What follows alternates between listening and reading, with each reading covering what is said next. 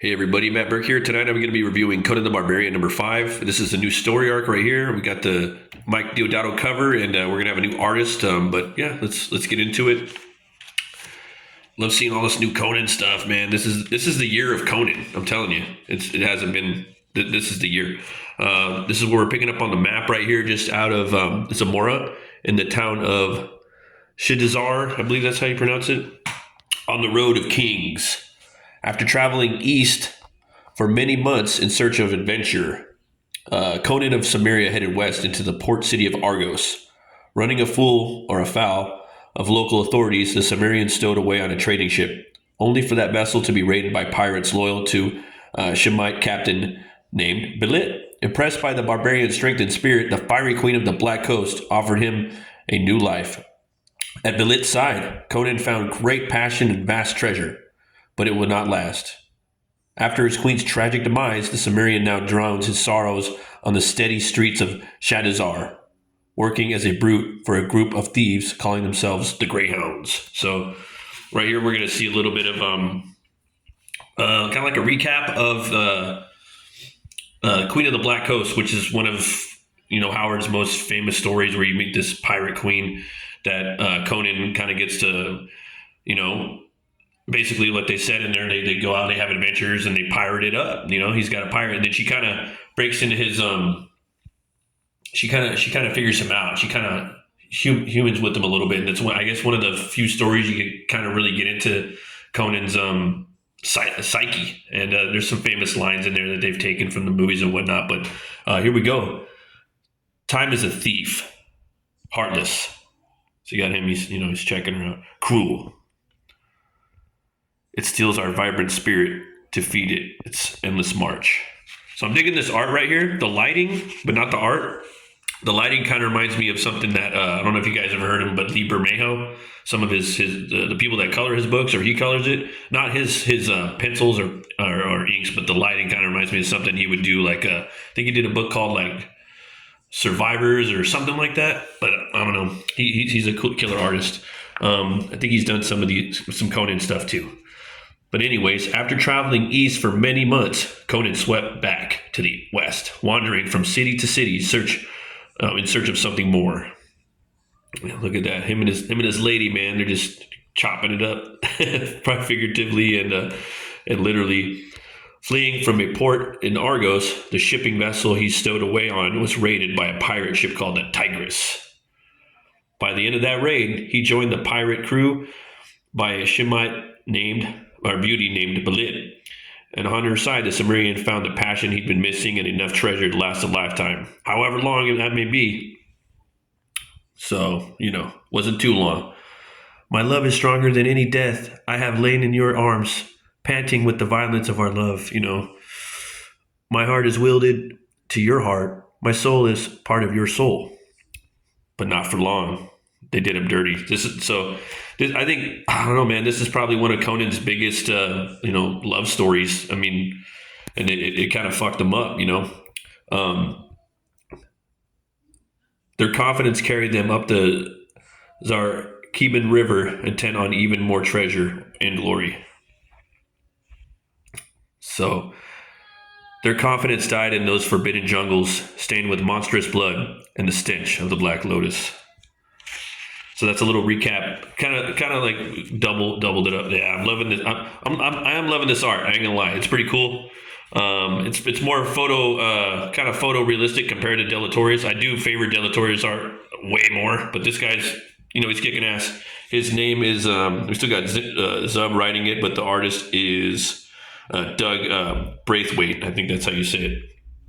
So this one is Thrice Marked for Death. Part 1, the heist. So this one's kind of like it's a cool heist book, Time is a thief, and once a spirit is taken, left in its wake, there is only emptiness.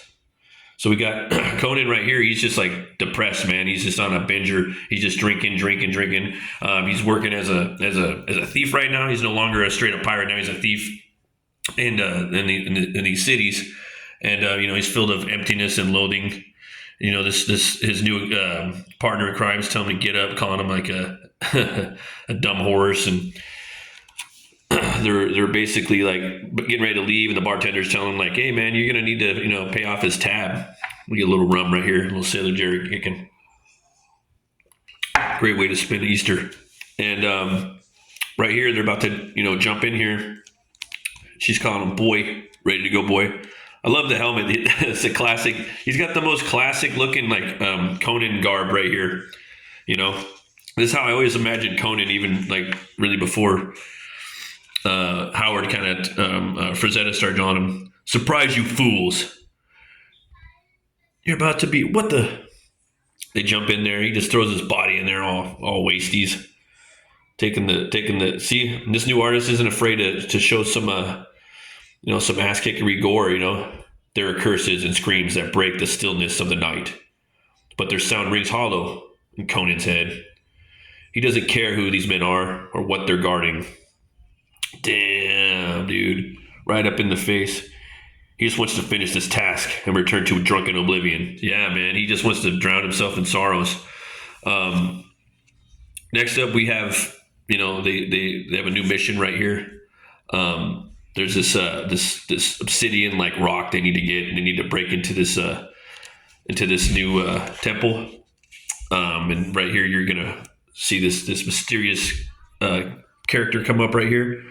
Thieves you may be, but this task I require is no theft. It's retrieval.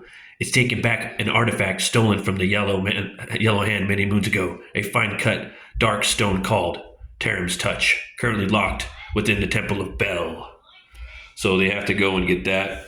Conan's like, saying, I'm not going to do it for like chump change. And he's like, if you bring me Taram's Touch, you'll get 10 times more than, what he was saying. So he's throwing all this coin at him with his Julius Caesar haircut, So I will say one thing. I would have put a double page spread right here. I think with the last 4 issues, they did a great job of like putting like a battle sequence right here. Del Toro smashed on that. I think this is an appropriate use of a double page spread. It's just showing the tower that they're going to break into. Kind of fucking weak. I think that they should have done a battle or something more than that. I know. Yeah, no, I don't. It just doesn't warrant a double page spread. Fuck no. It should have been 1 page and then something else. Sorry. But yeah, it's cool that they're really just, it's a big point in the story where they're describing how impregnable the thing that they're going to break into. But it's pretty cool. But yeah, not a double page spreader. So there's no way to get into this place. No fucking way. They're trying to do everything. The turrets are like smoothed out. There's no holes. There's no rocks protruding from the structure. So there's to climb and scale the wall. There's nowhere to get in. But there's this guy that comes in with these corpses. He's a corpse bringer, And they use these corpses for these massive like rituals that they have. So Conan knocks the guy out, and him and his crew, they jump aboard the cart full of corpses. Oh my God, I'm going to vomit.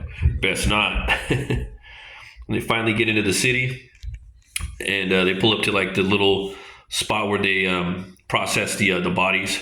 You're late. Are corpses keeping time now? You think this is a laughing matter? I think in a few moments nothing will matter. Huh? Right in the jugular. And Conan's already coming out there. Look at that. Takes this dude's hands off and decapitates his fool in one panel. That's a cool little shot right there. I like that panel. This one looks cool right here. Classic Conan. The muscle is paid to fight. Yeah, man. This artist is killing it, man. Really dig it.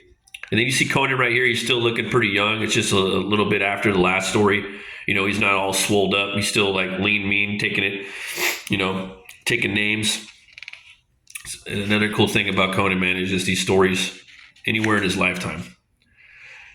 Yeah, and then they're showing this god right here that they're praying to, this elephant. Yeah. And they're just basically traveling into this, they got in, and the 4 thieves stealthy make their way through the Bel's temple. The complex and occupants vary widely from the devoted and the austere to the indulgent and opulent. The lower floors have communal spaces, new followers of the faith, while the upper floors are dedicated to extravagant living quarters used by elite guards and corrupt priests. Yep. A bit of pressure exerted on the right individual, and a destination is made clear.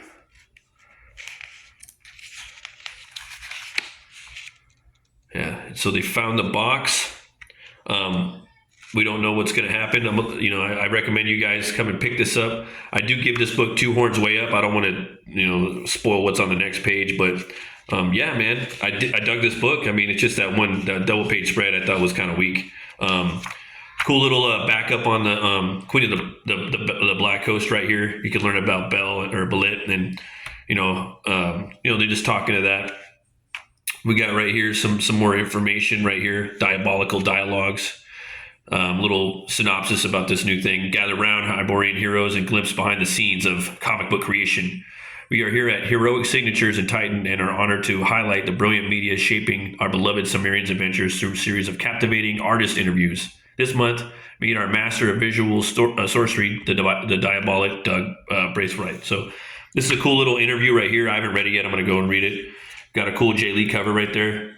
It's crazy how his style changed so much from like the 90s until that, Now it's like most of the time, these profile shots, but they all have this gothic feel to them, Very, very classical gothic. And they're always profile shots 90% of the time. I mean, every now and then he's going to switch it up, but yeah, and that's his thing, man. That's his fucking thing. Like, it's always good, like, for artists to find their style, man. And not every artist can do that. Let's get into the covers. Sick. I like that one. I remember Diodato did some Conan for Marvel when Marvel did their current year Barbarian, which, I mean, yeah, that shit sucked for the most part. I'm so glad that Titan took over. So we got a Delatorre cover right here. Looks like it's painted. So it looks like someone painted over the art. I don't know who painted over it, but it looks sick no matter what. And then you got this cover right here, the Virgin one. You got the Patrick Zurcher one that's doing Solomon Kane and the Savage Sword of Conan. And then you got my boy Liam Sharp, man. He's one of my favorite artists too, dude. He just is extreme detail. He's going to be doing the new Spawn the Dark Ages comic. That if you guys haven't followed him on Twitter, check out Liam. I think it's Sharpie Sharp. Yeah, dude. I wish I got that covered. But yeah, man, check out this book. Guys, thanks for watching. Always remember to be bold, be brave, and roll the bones to know your role. I'll see you guys later. Bye-bye.